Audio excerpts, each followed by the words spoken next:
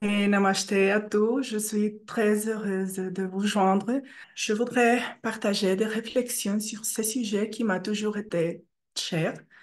Le titre de la présentation, le Raja Yoga de Saint Jean de la Croix, a été inspiré par un livre de Swami Siddhesvaranda, un moine indien qui a vécu les dernières années de sa vie en France et qui a été enchanté par le mysticisme de Saint Jean de la Croix.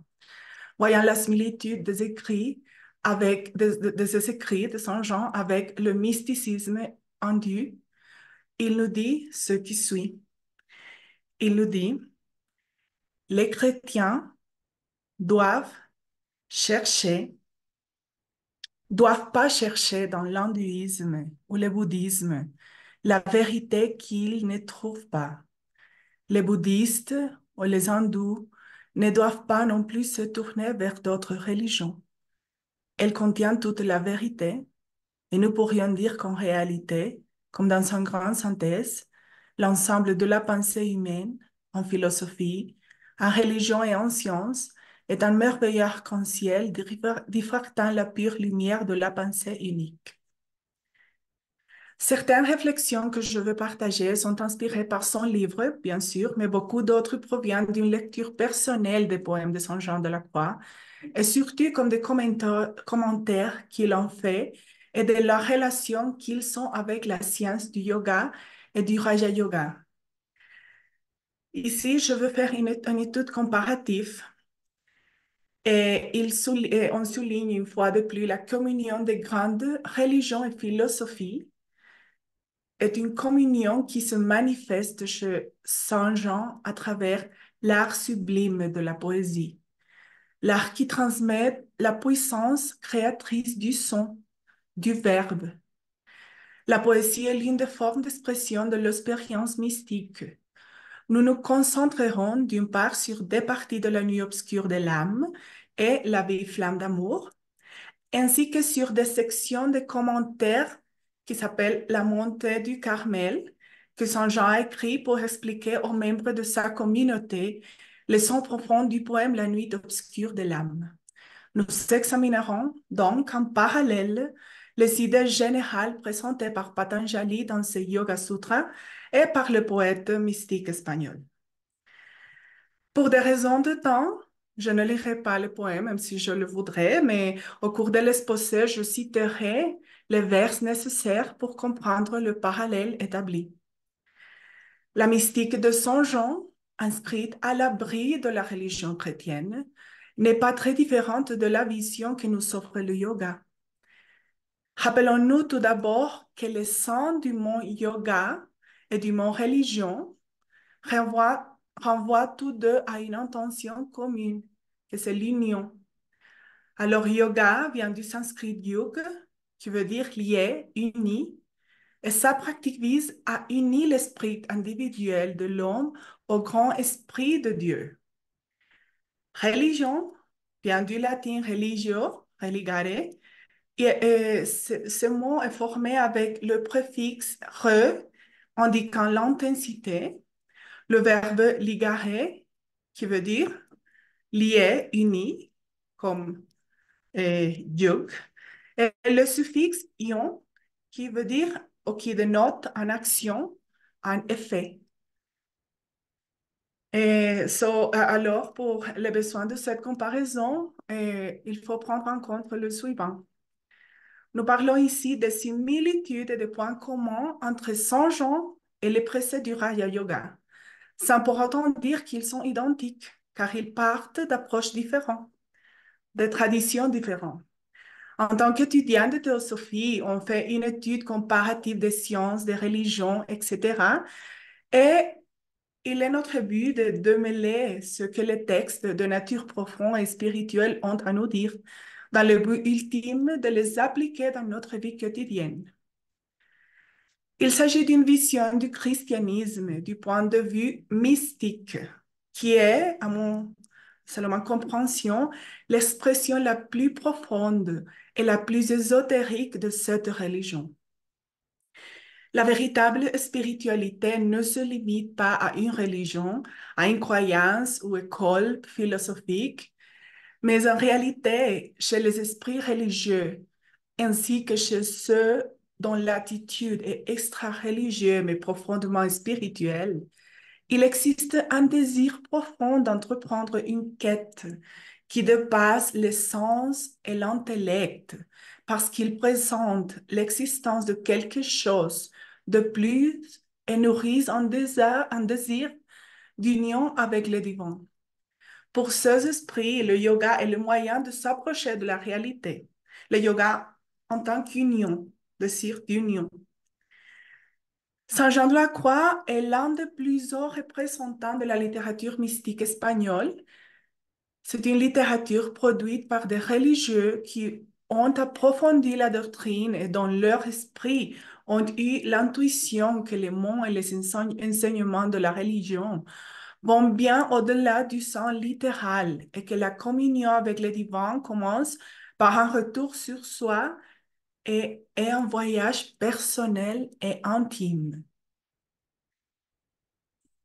Dans le christianisme, le mot mystique est utilisé en relation avec ce qu'on appelle une forme particulière de connaissance de Dieu qui présuppose une expérience mystique, d'une profondeur intime et d'une profondeur d'intimité avec Dieu. Saint Thomas d'Aquin l'a comprise comme la connaissance expérimentale de Dieu. Il s'agit d'expériences vivantes qui se déroulent à un niveau intérieur et subjectif, mais qui ne restent pas à l'état de simple expérience personnelle. Le mysticisme est donc un phénomène humain universel qui ne peut être atteint que par l'expérience personnelle, par la pratique quotidienne, par un mode de vie appliqué. Il ne s'agit pas d'un phénomène exclusif au christianisme, mais il est également présent dans d'autres traditions, d'autres cultures religieuses. Il s'agit d'une union amoureuse avec le Seigneur qui transcende la réalité quotidienne ou ordinaire dans laquelle nous évoluons habituellement. Lorsque cette expérience se produit, elle confère à toute chose un sens entièrement nouveau et global. La prise de conscience de cette relation intime avec une réalité transcendante et transformatrice. De même, la science de la pratique du yoga, dans son sens le plus profond et le plus complet, entraîne une transformation de l'être. Le Raya Yoga est donc une voie qui mène à l'union avec le divin aussi, comme la mystique. Et Raya Yoga signifie littéralement yoga royal ou yoga des rois. Et il a été décrit par l'écrivain indien Patanjali dans le Yoga Sutra, qui est le plus ancien livre sur le yoga. Et dans le contexte de doctrine hindoue, le Raya Yoga est connu simplement sous le nom de yoga. C'est le yoga classique de l'Inde qui a été reconnu par les brahmins comme l'un des 6 systèmes philosophiques orthodoxes ou darshana. Euh, le Raya Yoga est la voie royale de la méditation et tout comme un roi contrôle son royaume, nous pouvons contrôler notre propre royaume, qui c'est le vaste territoire de la pensée, en utilisant nos pouvoirs mentaux pour réaliser l'atman. Le principe de base du Raya Yoga est que notre perception du soi divin est obscurcie par les perturbations du mental. Si le mental se calme et purifie, le soi apparaîtra instantanément. La Bhagavad Gita nous dit, lorsque par la pratique du yoga, le mental cesse ses mouvements agités et devient calme, l'aspirant réalise l'atman. Alors le Raya Yoga vise à contrôler le mental. Mais il faut d'abord séparer l'esprit du monde profane, ce qui est réalisé par diverses pratiques yogiques, dont le but est d'amener la conscience de la périphérie vers le centre, du monde matériel vers le sens intérieur. Et le yoga est considéré comme un processus permettant d'atteindre la perfection, qui est le bout de l'évolution. Hatha Yoga comprend les différentes méthodes de yoga et est connu comme le yoga de la volonté. Il a été défini comme le plus scientifique en ce qui concerne la question de la transformation de soi afin de parvenir à l'union avec l'Éternel.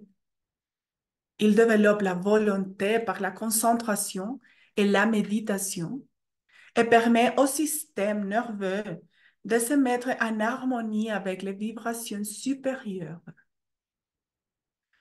Alors, la pratique du yoga peut stimuler toutes les activités de notre vie. Il y a un élément qui est fondamental dans dans la psychologie, si on peut le dire, du yoga, que c'est le chitta. Et chitta, pour Bhagavanda, dans les sciences des émotions, je crois que c'est la traduction du livre en français, et elle dit que il dit que chitta est le mental considéré comme un son ou comme un moyen de connaissance. Et le glossaire théosophique le définit comme intelligence, raison, pensée, entre d'autres. Et grâce aux modifications qu'en sanskrit on appelle vitri, de Chitta, qui est le mental, c'est grâce aux modifications du mental, le soi connaît les objets du monde. Et ici, il serait intéressant de s'arrêter un instant et d'examiner que sont ces modifications du mental, qu'est-ce que c'est vritti. Il y a 100. C'est la première, pramana, que c'est la connaissance juste ou correcte ou en relation avec le fait. C'est plus objectif, on dirait. Vipariyaya, c'est la connaissance fausse. Vikalpa, que c'est la fantaisie, l'imagination, la connaissance d'une chose qui n'existe pas.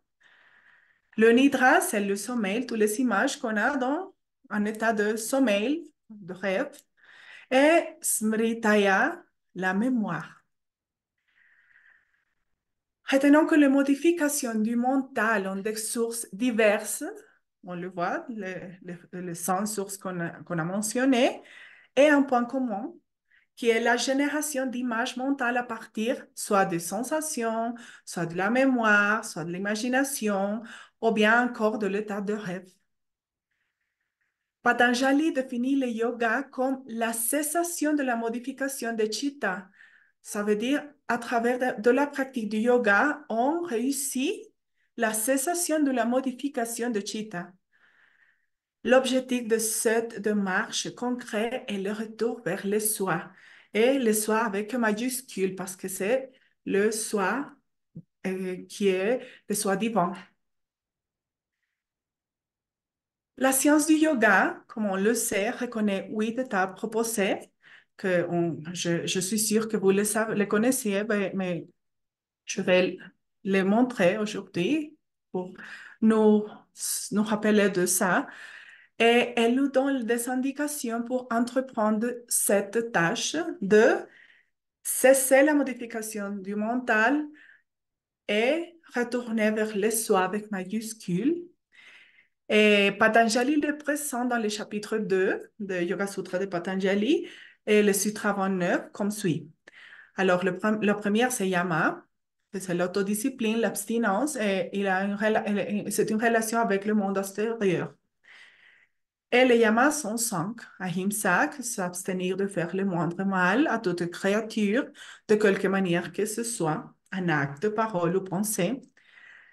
Satya, s'abstenir de mentir, pratiquer la vérité. Asteya, s'abstenir de voler. Brahmacharya, pratiquer l'abstinence ou l'inclination vers les plaisirs sensoriels. Et aparigraha, éliminer la soif de possession, l'acquisition de biens matériels ou immatériels. Le deuxième, c'est niyama, mode de vie, observance, qui a une relation avec nous-mêmes. Alors, on a shocha, qui consiste à nous purifier pour nous rendre capables d'expérimenter et d'exprimer la vie divine. Samtosha, le contentement, l'équilibre du mental dans toutes les situations. C'est comme un état d'équanimité. Tapa, la discipline de soi. Et c'est un travail sur la volonté. C'est pour ça que on appelle le Raya Yoga aussi le yoga de la volonté. Sadhyaya, se connaître soi-même, mais aussi il a l'implication d'étudier les écritures sacrées avec le but de nous connaître nous-mêmes, pas par accumuler de la connaissance, mais pour nous connaître nous-mêmes. Et le dernier, c'est Ishvara Pranidhanani, que c'est l'abandon de soi et la consécration à Dieu. Et on verra que cet élément est très similaire à ce que Saint Jean propose comme cet état de communion avec l'aimé, que c'est la façon qu'il appelle le divin dans sa poésie, l'aimé. Le troisième aspect, c'est asana, qui compris les postures du corps qui aident à retenir la concentration de chitta, ça veut dire du mental, et à contrôler à la fois le corps et l'esprit. L'utilisation des postures du Raya Yoga diffère avec celle du Hatha Yoga. Et c'est bon de faire ces clarifications. Bien qu'ils sont les mêmes, le but des postures du Raya Yoga est de pacifier l'esprit, tandis que Hatha Yoga a pour but d'améliorer le fonctionnement du corps physique. Alors, le but est différent. On a comme quatrième élément le pranayama, c'est le contrôle de la respiration qui permet à Chitta de rester concentré et focalisé. Il ne s'agit pas de respirer de l'air au sens physiologique, mais de faire circuler le souffle subtil dans le corps, le prana. Dans le Hatha Yoga, la maîtrise des courants praniques sert à établir un contrôle sur les modifications du mental, tandis que dans le Raya Yoga, les modifications du mental sont supprimées par la conscience à l'aide de la volonté. De nouveau, la volonté. Alors, le pranayama dans la vision du Raya Yoga sert donc à préparer le mental aux étapes ultérieures de la concentration, de la méditation, etc.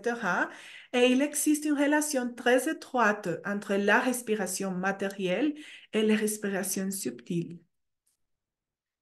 Cinquième élément, pratyahara, abstraction des sens afin de ne pas s'attacher aux objets du monde.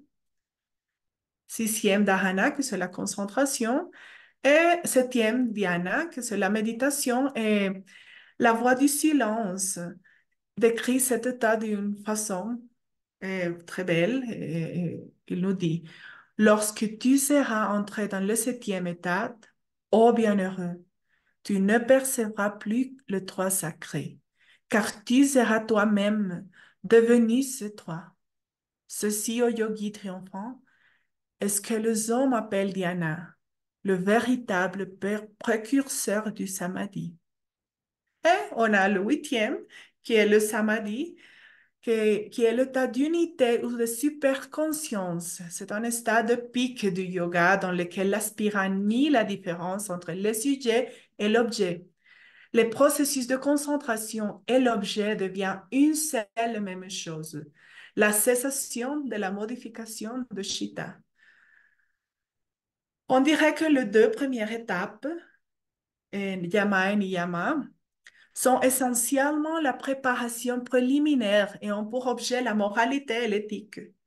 Les trois suivantes, asana, pranayama et pratyahara, sont essentiellement, je m'excuse, concernent à la discipline du corps et des sens. Alors, ces 5 étapes concernent la préparation externe. Les 3 dernières étapes, dharana, dhyana et samadhi, sont internes, antérieures, et couvrent les aspects du contrôle du mental. Et nous verrons plus après la présentation que c'est sur ces 3 dernières étapes que Saint Jean se concentre dans son œuvre. On dit que Saint Jean est considéré comme le Patanjali d'Occident. Et le Raya Yoga, l'essence du Raya Yoga est présent dans son œuvre, car il n'est pas enclin à favoriser une quelconque théologie, bien que ce soit la force propulsive la plus puissante qui nous pousse sur les chemins de la réalisation mystique, quelle que soit la religion. Selon la théologie mystique, le chemin spirituel comporte trois degrés. Le premier, c'est le chemin ou la voie purgative qui décrit le travail que l'âme doit accomplir sur elle-même. Je le compare avec le yama, le niyama, asana, pranayama et pratyahara. On pourrait le comparer, bien sûr. Peut-être que ce n'est pas exactement le même, mais il y a une similitude. La deuxième, c'est la voie contemplative. Elle implique une période de méditation. Alors, on pourrait dire que équiparable à dharana et dhyana. Et la dernière est la voie unitive, que c'est la voie de l'union avec le divin. Ici, tant pour la théologie chrétienne que pour la méthode hindoue, c'est Dieu lui-même qui entre en union avec l'âme. Ça serait comme le samadhi. Dans ses commentaires, dans la montée du Carmel, comme je l'ai dit, c'est l'œuvre en prose qui l'a dédiée à faire l'exégèse de ses poèmes. Saint Jean dira que le Seigneur seul agit et son action est la possession complète de l'âme et l'âme est plus semblable à Dieu que l'âme et elle est même Dieu par participation. Elle-même est Dieu par participation. C'est le Dieu même qui entre en union avec l'âme. Voyons comme ce mystique introduit ses commentaires dans la montée du Carmel. C'est l'explication qu'il donne, l'introduction à l'explication qu'il va donner les membres de excuse-moi, aux membres de sa communauté de poèmes. Et il dit, il aborde la manière dont une âme peut se préparer à attendre l'union divine un peu de temps. Il donne des avertissements et de la doctrine, tant aux débutants qu'à ceux qui entendent tirer le meilleur parti, afin qu'ils sachent rester dans la plus grande nudité et liberté d'esprit, qui est requise pour l'union divine. Il contient la matière de monter au sommet de la montagne, qui est l'état élevé de perfection que nous appelons ici l'union de l'âme avec Dieu. Cette union divine de l'âme avec Dieu n'est autre que le samadhi.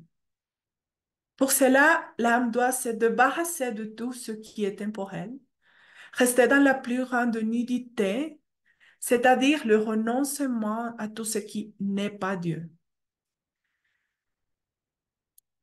Et dans ses commentaires, Saint Jean de la Croix le dirait ainsi. Les âmes qui commencent le chemin de la vertu, notre Seigneur veut les placer dans cette nuit obscure pour qu'elles la traversent jusqu'à l'union divine. Il est clair que pour arriver à s'unir dans cette vie avec lui, par la grâce et par l'amour parfait, elles doivent être dans l'obscurité de tout ce qui peut entrer par l'œil et de tout ce qui peut être reçu par l'oreille et qui peut être imaginé par l'imagination et compris par le cœur, ce qui signifie ici l'âme. Le yoga dirait, c'est la modification du mental. La nuit obscure est une expression utilisée pour décrire ce qu'on pourrait appeler la perte d'un sens illusoire dans la vie. Une irruption dans notre vie d'un sentiment profond de non-sens, d'inanité, on le dirait. C'est parfois provoqué par un événement extérieur, par une circonstance désastreuse extérieure plutôt qu'intérieure, parfois, pas toujours, bien sûr. Ce qui s'est effondré dans la nuit obscure, c'est l'ancien cadre conceptuel de notre vie. Cela se traduit donc par une impression d'obscurité. Nous sommes dans cet endroit obscur pendant un temps et nous en ressortons. Il y a la possibilité d'en émerger pour nous retrouver dans un état de conscience transformé où la vie a un nouveau sens, ou un nouveau du sens. Ce qui meurt dans la nuit obscure de l'âme, c'est le sentiment égotique de soi, mais dans ce processus, le processus de la mort de ce sentiment égotique de soi est un processus durs. Quelques personnes qui parlent à la dépression et d'autres. C'est un sentiment d'obscurité. C'est pour ça qu'on l'appelle la nuit obscure. C'est la purification de l'âme. Et elle est noire parce qu'elle ne s'est pas encore unie à Dieu, à la lumière. Et on peut le voir dans le suivant analogie. Lorsqu'on se rapproche de la lumière du soleil, lorsque on va proche d'une fonte, une grande fonte de lumière, par un instant, on perd la possibilité de voir. On est presque aveugle dans l'obscurité. Mais une fois que l'on y arrive, on peut voir le soleil, tout son splendeur. Et Saint Jean dit, pendant une nuit obscure, enflammée d'un amour inquiet, ô heureuse fortune, je suis sortie sans être aperçue lorsque ma maison était tranquille. Étant assurée et déguisée, je suis sortie par un degré secret. Ô heureuse fortune! Et étant bien cachée dans les ténèbres, lorsque ma maison était tranquille. Et il explique. Dans ses premiers chants, l'âme chante la chance et l'heureuse fortune qu'elle a eue de laisser toutes les choses à l'extérieur et les appétits et les imperfections qui sont dans la partie sensible de l'homme à cause du trouble qu'il y a de la raison. Et elle continue. En effet, de même que la nuit n'est rien d'autre que la vibration que la privation, je m'excuse, de la lumière, et par conséquent de tous les objets qui peuvent être vus au moyen de la lumière, par laquelle la puissance visuelle est laissée dans l'obscurité et sans rien. De même, la mortification de l'appétit peut être appelée nuit pour l'âme, parce que l'âme, étant privée du goût de l'appétit pour toutes les choses, elle est laissée, pour ainsi dire, dans l'obscurité et sans rien. Et le poème continue. Oh, ok. Pendant cette heureuse nuit, je suis sortie en ce lieu secret où personne ne me voyait, sans autre lumière que c'est qui luit dans mon cœur. Elle me conduisit plus sûrement que la lumière du midi. Ah, ah non, non, non. Ok, je n'ai pas le diapositive pour ça. Elle me conduisit plus sûrement que la lumière du midi. Où m'attendait. C'est lui qui me connaît très bien et où personne ne paraissait. Ô nuit qui m'a conduite, ô nuit plus aimable que l'aurore, ô nuit qui as uni les bien-aimés avec la bien-aimée, en transformant l'amante en son bien-aimé. C'est l'union avec le divin. Saint Jean de la Croix utilisait un diagramme qui complétait l'explication du voyage de l'âme, de le pèlerinage de l'âme. Et à gauche, on a la version originelle qu'il a fait en espagnol, mais c'est pas trop clair. Mais je trouvais la version en français que j'espère que vous pouvez voir, mais je vais l'expliquer en tout cas. Et ce diagramme contient toute sa doctrine. Le schéma montre l'itinéraire de l'âme dans son progrès spirituel.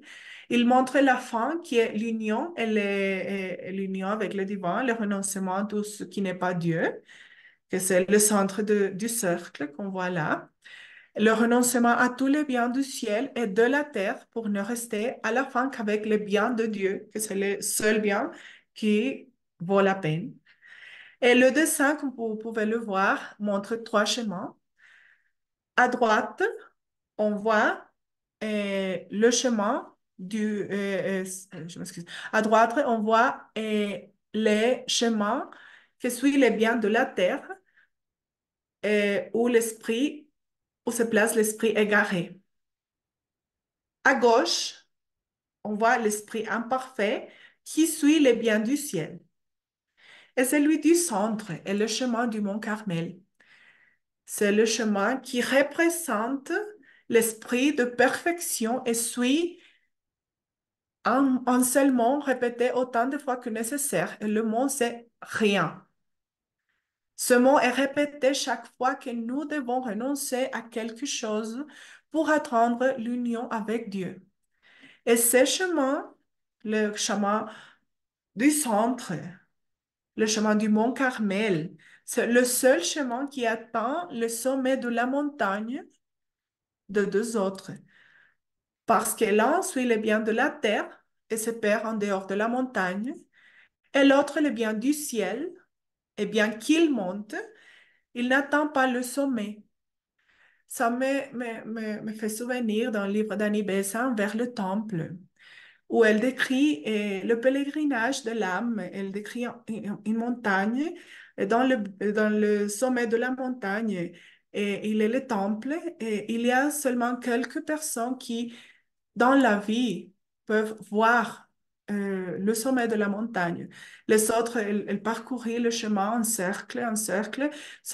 Parfois, il paraît qu'ils euh, tombent, parfois, il paraît qu'ils vont en arrière, mais seulement ceux qui peuvent voir le sommet de la montagne, le temple lumineux au sommet de la montagne, vont changer le chip pour dire quelque chose et vont, en lieu de continuer à marcher en cercle, ils vont tenter de faire les chemins directs pour réussir le sommet de la montagne. C'est comme le chemin du mont Carmel. Et dans les versets du mont de perfection, et Saint Jean dit, pour en venir à goûter tout, ne veuille avoir de goût en rien. Pour en venir à savoir tout, ne veuille pas avoir savoir en rien. Pour venir à posséder tout, ne veuille possession de rien. Pour en venir à être tout, ne veuille être de choses en rien. Pour en venir à ce que point ne goûte, tu iras où tu n'as de goût. Pour venir à ce que ne sait, tu iras par où tu ne sais. Pour venir à posséder ce que ne possède, tu iras par où rien ne possède. Pour en venir à ce que tu n'es pas, tu iras par où tu n'es pas. Quand tu t'arrêtes à une chose, tu cesses de te jeter au tout. Pour en venir du tout au tout, tu t'énieras du tout au tout. Et quand tu en viendras à tout avoir, tu l'auras sans rien ne vouloir. Alors, rien, rien, rien, c'est le chemin. Et sur ce chemin, après l'abstraction des sens, pratyahara, vient dharana, la concentration, dhyana, la méditation, et samadhi, l'état d'unité ou de superconscience.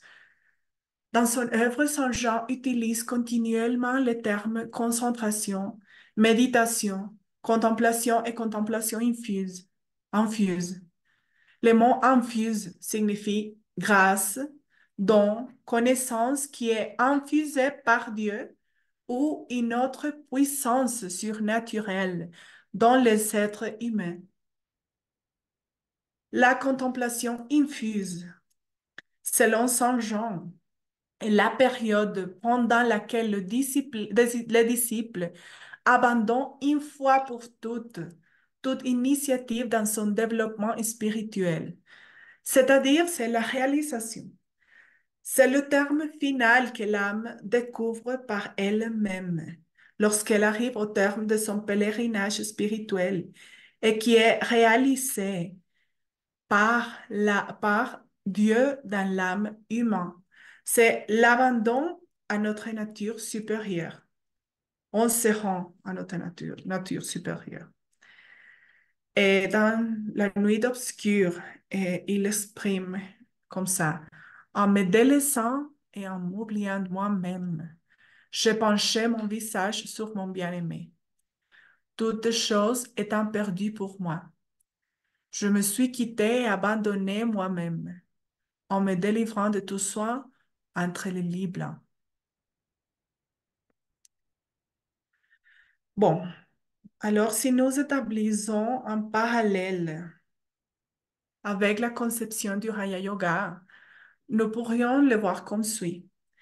Alors, le Raya Yoga, les dernières étapes sont le Dharana, Dhyana et Samadhi, que correspondraient Pas au pied de la lettre, bien sûr, mais on peut le comparer avec la concentration, le dharana, le dhyana, la méditation, et le samadhi serait ce qui Sanchar appelle la contemplation infuse. Mais la contemplation, avant la contemplation infuse, qui est comparée à l'état de samadhi, pourrait être considérée comme l'un de deux types de samadhi.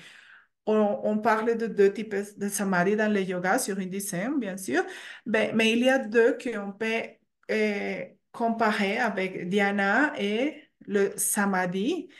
Et on a le sabija ou samadhi attribué, où l'aspirant devient conscient de sa concentration et est libéré de la loi du karma, mais il y a toujours dualité. Il y a toujours conscience du soi avec minuscule et du soi avec majuscule. Donc, la dualité subsiste. C'est une étape de la méditation où l'esprit est si clair, si calme, si tranquille, que le yogi est capable de voir tout ce qu'il se trouve dans son monde intérieur, y compris les causes les plus subtiles de pensée, de ses paroles et de ses actions. Mais le Savija Samadhi laisse ses propres impressions subtiles sur l'esprit. Il y a encore, comme je l'ai dit, de la dualité.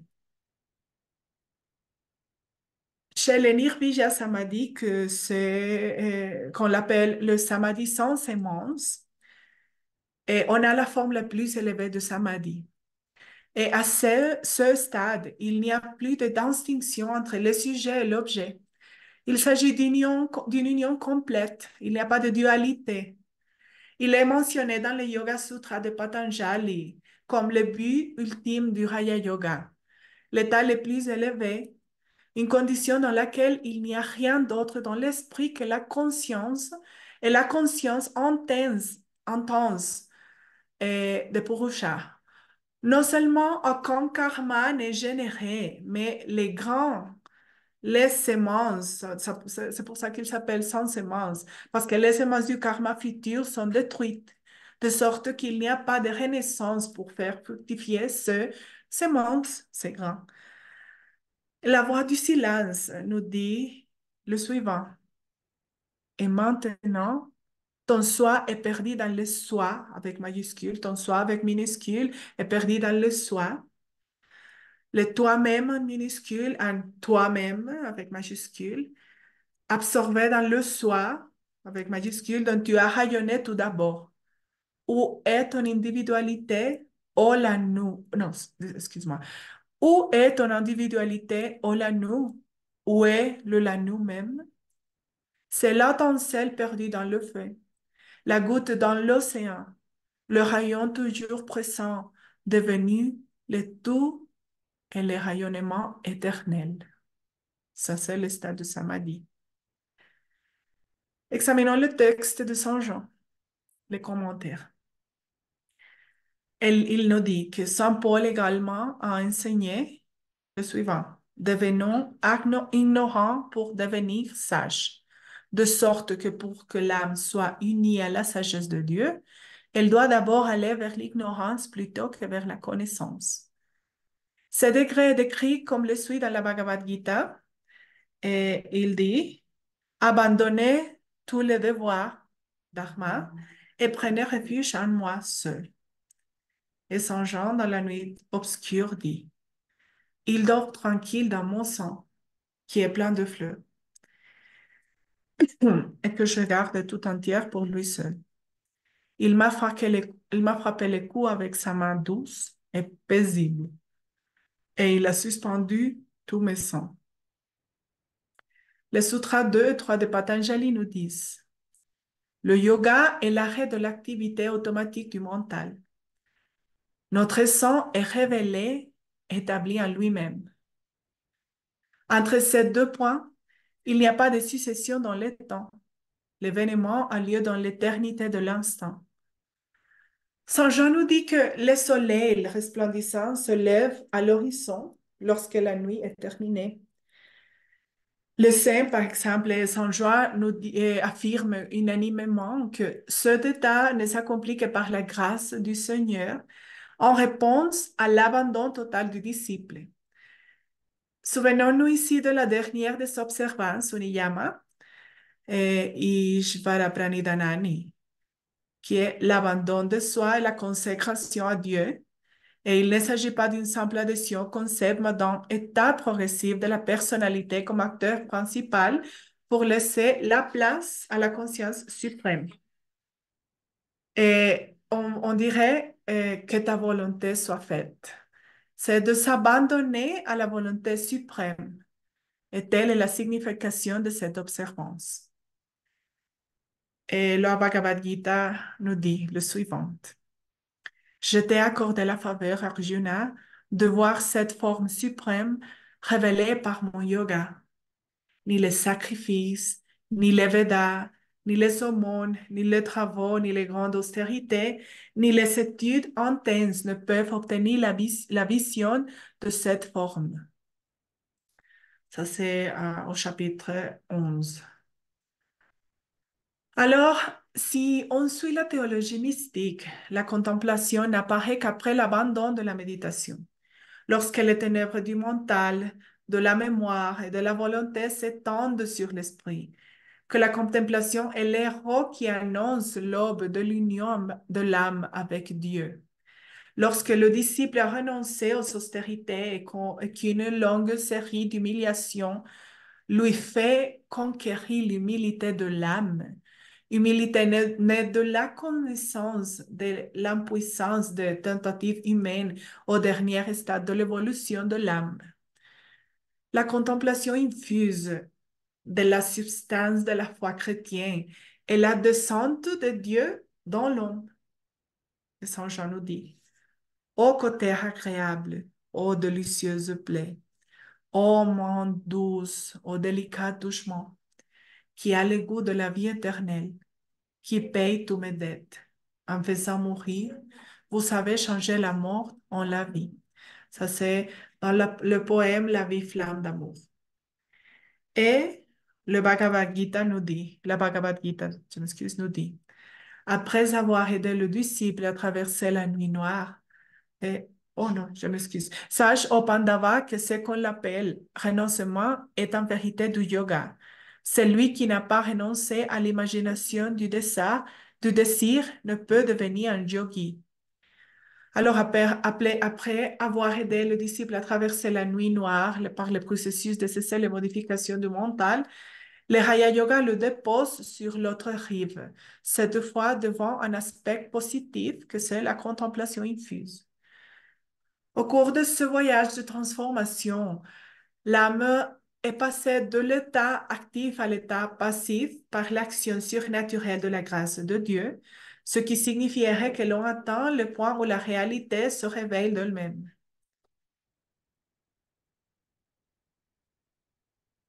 Ah. Et Saint Jean nous dit, je n'ai pas l'image pour ça, mais il nous dit, au flambeau de feu, dans les splendeurs éclairant les profondes cavernes, du sein obscur et aveugle, dans ces excellences extraordinaires, donne tout ensemble de la chaleur et de la lumière à son bien-aimé. L'idée d'abandonner la méditation peut être difficile à digérer pour ceux qui s'engagent dans cette pratique. On y est attaché, on pourrait le dire. Cependant, il est mentionné qu'il y aura un moment où la méditation devra être abandonnée, car pendant la méditation, l'âme est est encore active et l'activité vient de l'ego, du soi avec minuscule. Alors, la méditation, c'est à préparer le terrain pour la contemplation, et lorsque cela se produit, la méditation cesse d'elle-même. Et on arrive à un point où il n'y a plus de soi, plus de différenciation, et il n'y a que l'union avec la source. Mais selon Saint Jean, la méditation aura servi à créer une habitude d'amour. Et il dit, avec combien de douceur et d'amour vous éveillez-vous dans mon sang, ou vous demeurez seul en secret dans votre douce aspiration, plein de bien et de gloire, que vous m'inflammez agréablement de votre amour.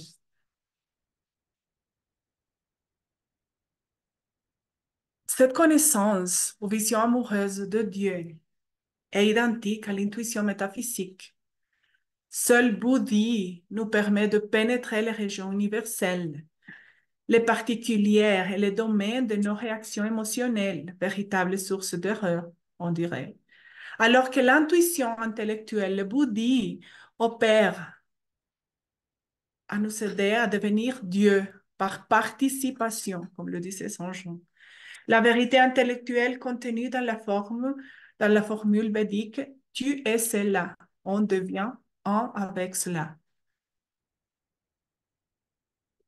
Bon, pour conclure, je voudrais dire que la nuit obscure de l'âme a une qualité spirituelle qui transcende les préoccupations de notre vie quotidienne. C'est la faim spirituelle qui nous motive à rechercher une nourriture spirituelle pour notre âme. Lorsque nous nous embarquons sur le chemin de la réalisation spirituelle, il arrive un moment où nous faisons l'expérience de la nuit noire de l'âme, de la nuit obscure de l'âme. Ces moments se produisent chaque fois que nous perdons l'équilibre sur le chemin du divin ou du Tao, le chemin du centre, on dirait, que Saint Jean nous montre.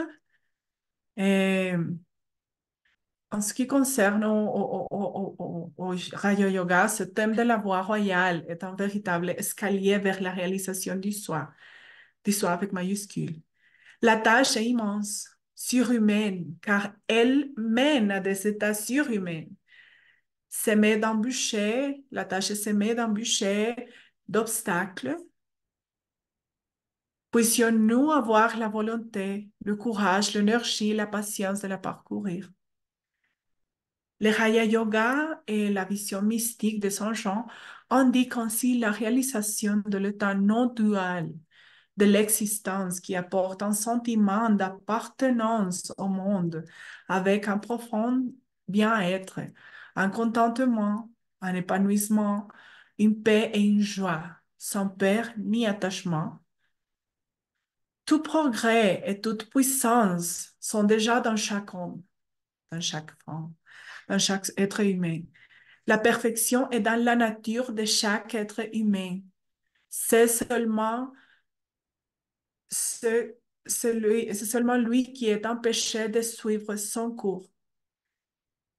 Ces deux traditions déclarent que le véritable secret de l'évolution est la manifestation de la perfection qui est déjà en chacun de nous. C'est faisant, en parcourant ce chemin, on y passe dans les royaumes de la liberté, de la vraie liberté, de la liberté spirituelle. On traverse la nuit obscure et on est un avec le bien-aimé, comme l'appelle Saint Jean de la Croix. Bon, c'est ça que je voulais partager avec vous aujourd'hui. Merci beaucoup de m'avoir écouté. Je m'excuse de nouveau des erreurs linguistiques que j'ai pu faire. Et bon, merci. Merci Catalina pour cette très belle et vraiment excellente conférence. C'est vraiment, je connaissais pas le travail de Saint Jean de la Croix si en détail, mais vraiment la façon que tu l'as exprimé et comparé les enseignements de Patanjali et de Saint Jean de la Croix, c'est vraiment, il semble que c'est tellement universel que quand tu as décrit des choses, ça me rappelait même des choses de la voie du silence, où aussi certaines étapes du chemin sont décrites. Donc, merci beaucoup pour cette Merci. conférence. Et s'il y a des questions, vous pouvez les envoyer par écrit. Je crois qu'il y a déjà une question et donc on attend un tout petit peu. Euh, mais en attendant les questions aussi arriver, je voudrais juste, quand tu as décrit cette nuit obscure, euh, évidemment, quand Patanjali en parle et aussi quand Saint Jean de la Croix en parle, c'est comme c'est le chemin juste avant d'arriver. Mais qu'est-ce que tu en penses? Parce qu'il me semble aussi que nous, à notre niveau, on peut avoir des nuits comme ça et assez souvent. Et aussi que quelque part, il me semble que ce n'est pas quelque chose à craindre parce que c'est comme si on, on transmigre d'un état ou d'un état à un autre. Et on trouve toujours, entre ces deux stabilités, on trouve des états instables qui pourraient aussi décrire comme une nuit noire ou obscure. Ce sont des petites obscurités, mais il semble que c'est quelque chose de naturel sur le chemin. Qu'est-ce que tu en penses? Je suis tout à fait d'accord. On a de petites nuits dans le parcours de la vie. Et même si on, bien sûr, quand on commence le chemin spirituel, ces nuits obscures devient ces possibilités de vraiment nous rencontrer face à face avec notre réalité la plus réelle. Mais même si on n'est pas dans le chemin spirituel consciemment, il y a de petites nuits obscures au chemin qui sont ces moments que d'une façon ou de l'autre, soit qu'ils soient consciemment ou pas, nous font arrêter et réfléchir. Et quand on y sort, on sort avec même qu'il soit un petit peu, une vision différente, avec une leçon apprise, on le dirait. Et bien sûr, il y a, ainsi comme il y a de petites nuits dans la vie, il y a de petits moments d'illumination dans la vie. Il y a de petits, on dirait aussi des petites initiations dans la vie. Parce que comme il est, comment on dit ça, au-dessus, il est en bas. Et la vie est un réflexe et les choses passent en une grande escale, même en une petite escale. Et alors, je suis tout à fait d'accord avec toi et je te remercie de partager ce commentaire parce que et parfois, quand on voit les choses dans ces dimensions très idéalisées, que la poésie aussi nous donne idéalisation, on dit, oh, c'est quelque chose au-delà qui passe après que je commence la vie spirituelle avec, avec l'intention sérieuse, on dirait. Mais non, mais toutes les choses se passent dans la vie quotidienne de la même façon. Alors, il est très important que nous soyons conscients que ces moments de nuit obscurs sont dans notre vie, mais il y a aussi des moments de lumière. Après chaque moment de nuit obscure, après la tempête, on trouve la calme, on dirait aussi. Et ça, c'est très bon pour la pratique dans la vie quotidienne, que c'est vraiment ce qui importe et ce qui un jour nous conduira à cette union complète et totale avec le divin. La première question, est-ce que Diana, la méditation est une méditation sur un sujet particulier, à la recherche de la signification ou d'une solution à ce qui nous occupe, ou bien l'absence totale de pensée pour laisser s'exprimer le bouddhi? Merci.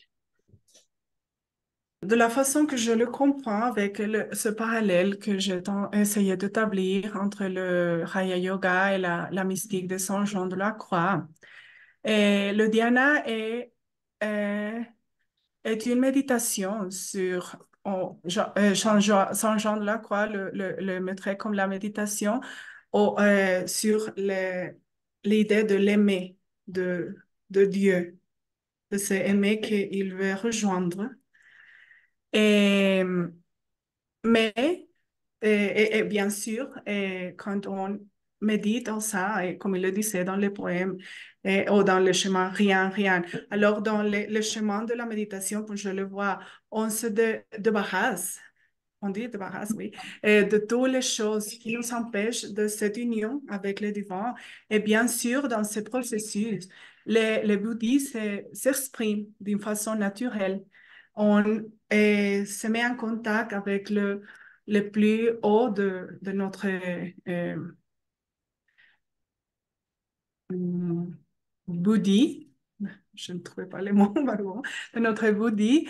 Et oui, je crois que le sujet particulier serait chez Saint Jean, la méditation en Dieu et nous débarrasser de tout ce qui ne nous conduit pas à Dieu et pour y arriver à l'union.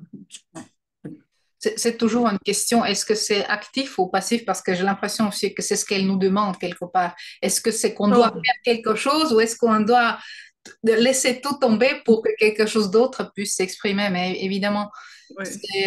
ouais. Mais tu mentionnes le actif et le passif et Saint-Jean, et il parle de la nuit active et la nuit passive. Hmm. Et la méditation viendrait à être la nuit active, parce que comme on l'a dit, dans la méditation, il y a encore la dualité, il y a encore l'activité du mental, et c'est un processus actif dans lequel tu te consciemment te mets sur la pratique de la méditation pour réussir cette union avec Dieu.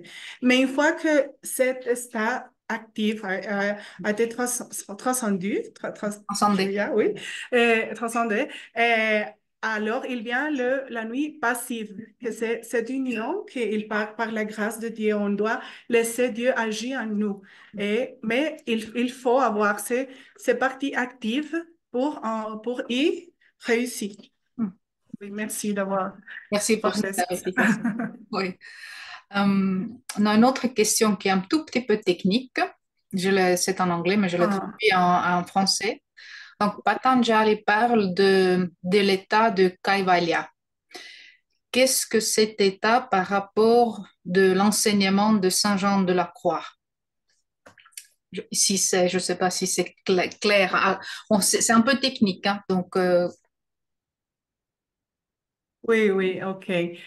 Bon, je le dirais que, oui, c'est très technique. Kaivalya serait, je crois que c'est un changement de la croix. Et je pourrais aussi l'équiparer à ce moment de la contemplation infuse, ou parce qu'elle est Kaivalya.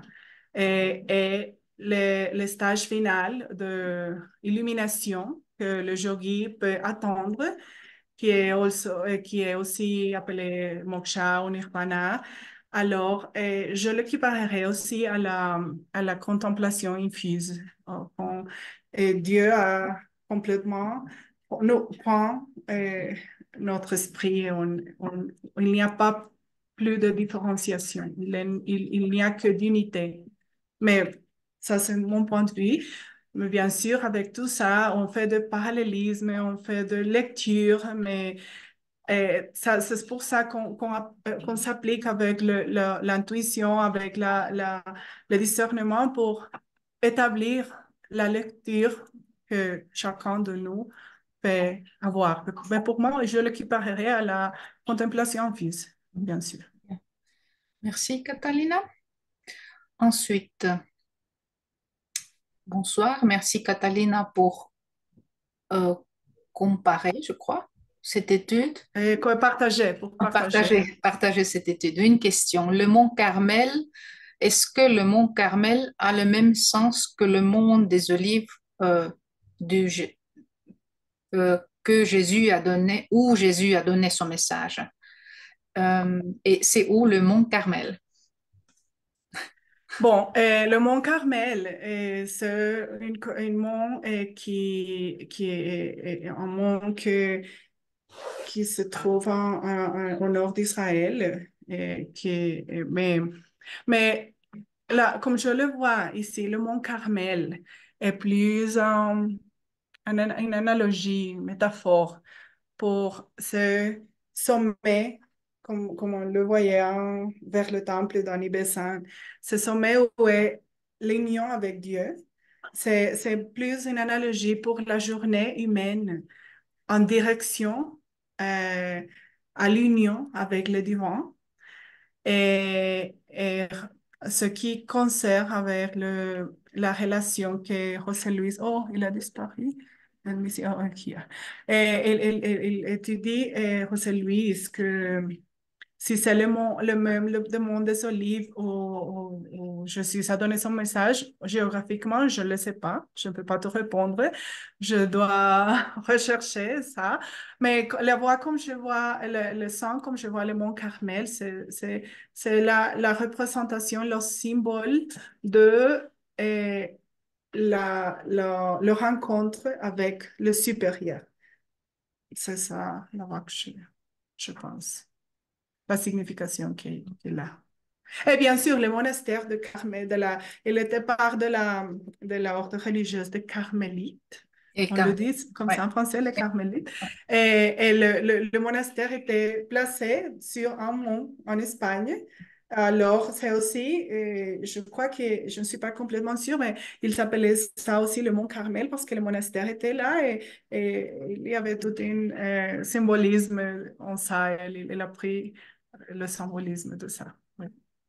Certains des 8 étapes du yoga peuvent-elles se réaliser un peu simultanément, comme par exemple Yama et Niyama avec Asana et Pranayama? Bien, je suis d'accord avec ça. En fait, tout ce qui,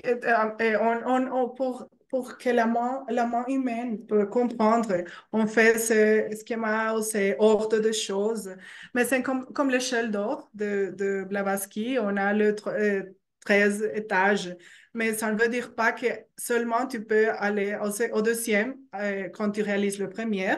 Je crois que dans la vie spirituelle, et on peut réussir tous ces états d'une façon simultanée. Je crois que ce pas à pas qu'on nous donne, c'est pour notre main euh, concrète pour qu'elles puissent comprendre mieux, pour qu'elles puissent avoir une clarté, mais bien sûr que les étapes du yoga peuvent se réaliser un peu simultanément.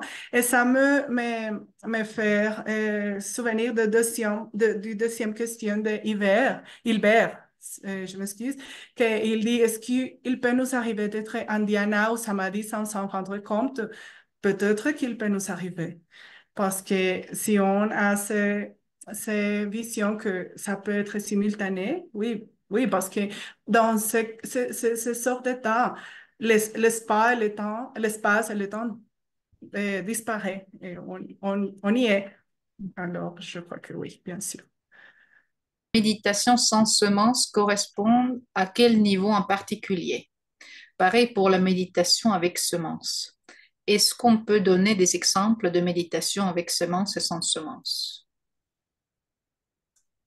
Bon, quand je parlais de sémence et sans sémence, je le parlais regardant le samadhi.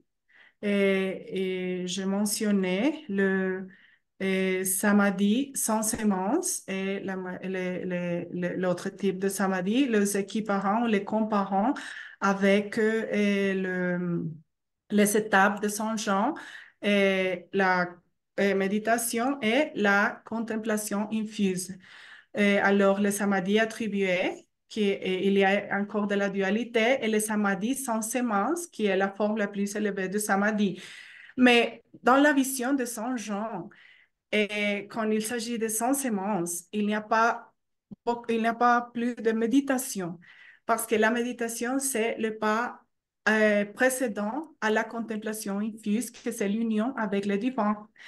Et s'il y a de la semence, il n'y a pas le samadhi complètement parce qu'il y a encore de la dualité, parce qu'il y a encore de l'activité. C'est la part de la nuit qui est active, dans lequel la main est encore euh, euh, euh, involucrée, involved, comment tu dis, involved, Engagé ou engagée, engagée, dans laquelle la main est encore engagée. Alors, euh, sans semence, c'est sans rien, seulement toi, c'est la goutte dans l'océan et, il n'y a rien. Ou il y a tout, on dirait. Oui, ça c'est la façon que je la vois, et spécialement si on le voit du point de vue de la vision de Saint Jean de la croix quand elle explique très clairement la différence entre la nuit active et la nuit passive. Et il est passif, non, parce qu'on non, on n'a pas besoin de rien faire, parce qu'on est déjà un. Et alors Dieu est en nous complètement et nous sommes avec Dieu. Oui. Je vous remercie, Catalina. Pouvez-vous nous donner ou recommander un conseil pour une pratique journalière? Serait-il préférable faire plusieurs méditations plusieurs fois par jour? Est-ce qu'il faut une Hmm. discipline ou une régularité? La pratique de la méditation. on a conseillé qu'il soit euh, qu'il y a une discipline chaque jour de méditation régulière, bien sûr. En fait, je crois que c'était Annie Besant qui disait que c'est mieux de méditer peu de temps chaque jour que de méditer 3 heures un jour et d'arrêter 2 jours. Et alors, je comprends avec ça qu'il est important de maintenir l'habit de méditer chaque jour. Bien sûr, il y a des écoles, il y a de différentes écoles et il y a de propositions sur la méditation que l'idéal serait de le faire au matin avant que tous les bruits et les, comment on dit ça, les bruits du jour commencent et toutes les activités du jour commencent. Et parce que l'amant est plus calme à ce moment. Mais on recommande de le faire aussi au midi, d'arrêter un peu, faire silence, se calmer, et puis avant d'aller dormir, faire une examination du jour comme une méditation, bien sûr. Il y a des personnes qui peuvent faire tout ça, il y a des personnes qui ne peuvent pas. Je crois que euh, parfois on se attache beaucoup à se penser qu'il faut la faire comme ci, comme ça, de cette façon, de cette autre façon. Mais on découvre avec la pratique, le méthode, la façon, l'endroit que, est beaucoup plus suitable pour chacun. C'est une expérience intime et personnelle qu'on doit découvrir avec le temps, bien sûr. Et je crois que l'état idéal de la méditation, ça serait d'arriver à un état dans lequel chaque moment de notre jour, de notre vie, soit un moment de complète conscience, de méditation. On appellerait la méditation à chaque instant.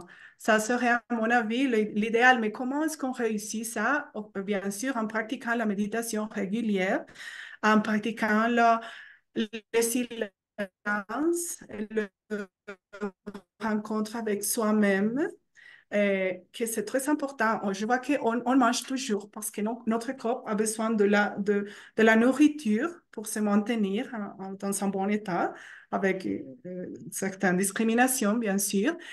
Mais je vois qu'on ne nourrit pas l'âme. Et à mon avis, la méditation est la nourriture de l'âme.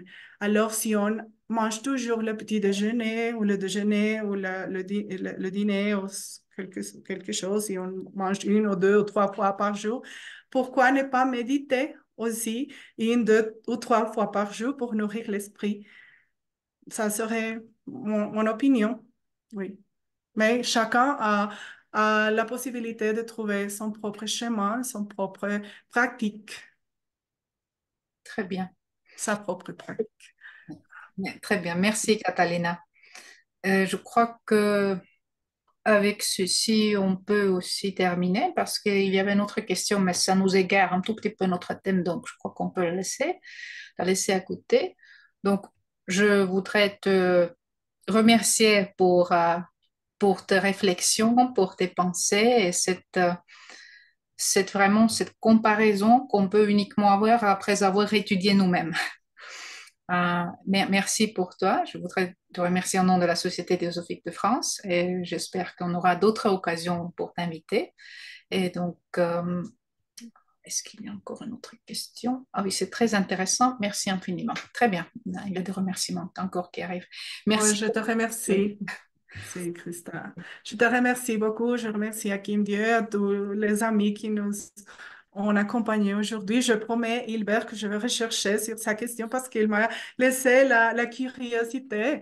Je vais le faire, mais peut-être un jour on aura l'opportunité de le partager. Mais sinon, on peut rechercher tous les deux dans son propre espace et temps. Et je vous remercie à tous vous pour la patience et pour être ici. Et c'est très, très joli et une raison de joie de pouvoir partager avec tous les frères et les sœurs de la France. Et merci beaucoup. Merci à beaucoup. tous. Je Je- vous souhaite bon dimanche. Merci. Au revoir la prochaine fois. Au revoir.